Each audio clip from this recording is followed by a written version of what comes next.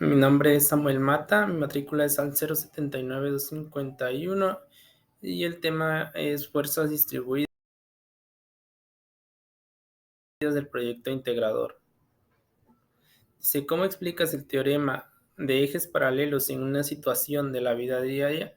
El propósito del teorema del eje paralelo es la habilidad de rotar un objeto alrededor de múltiples ejes. Las tablas generalmente muestran solo el par de arranque para ejes que pueden exceder el centro de gravedad. Una de las principales ventajas de este teorema es su capacidad de cálculo cuando es necesario girar el cuerpo sobre ejes que no pueden coincidir. También podemos mencionar que al utilizar el teorema de ejes paralelos para determinar el momento de inercia o segundo momento de un objeto cuando el eje de rotación no se encuentra dentro del centro de masa, pero el eje es paralelo al que se tiene en el centro. ¿Cuál es el producto de la inercia? El producto de la inercia es una propiedad obtenida de un sólido que indica la capacidad de giro de la sección respecto a un eje. El producto de inercia tiene como medidas las unidades de longitud elevada a la cuarta potencia, metros, milímetros, pies o pulgadas. Un ejemplo que podemos mencionar acerca de la inercia sería el pedaleo de una bicicleta.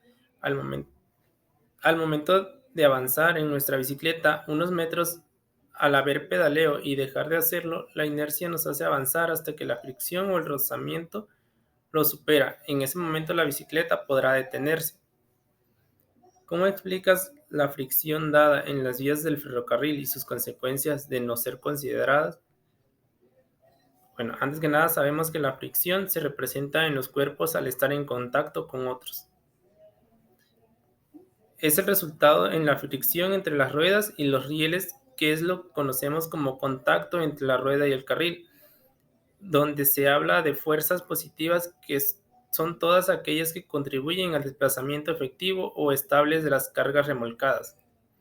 En el sistema de rueda-carril, el término de fricción es poco favorable al tratarse de dos elementos metálicos de acero pulido. La fricción juega a favor del peso del tren sobre cada eje, que es de toneladas aplicadas sobre una superficie pequeña. Esto implica que el límite de la fricción sea bastante crítico. Los trenes en ocasiones deslizan las ruedas.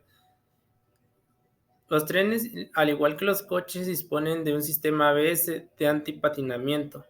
También disponen de areneros que son activados por el maquinista que vierte arena delante de las ruedas. Esto para mejorar la fricción cuando el carril se encuentra mojado o cubierto con hojas y es necesario aplicar un determinado esfuerzo de tracción en una rampa ascendente.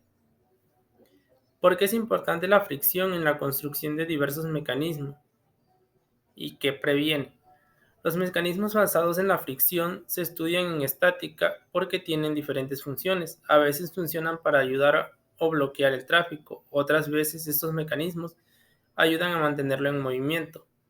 Es importante ya que es la fuerza que se opone al movimiento de deslizamiento que es producido por el contacto generado entre dos superficies. La única forma en que la fuerza de deslizamiento desaparezca completamente sería con los cuerpos idealmente lisos.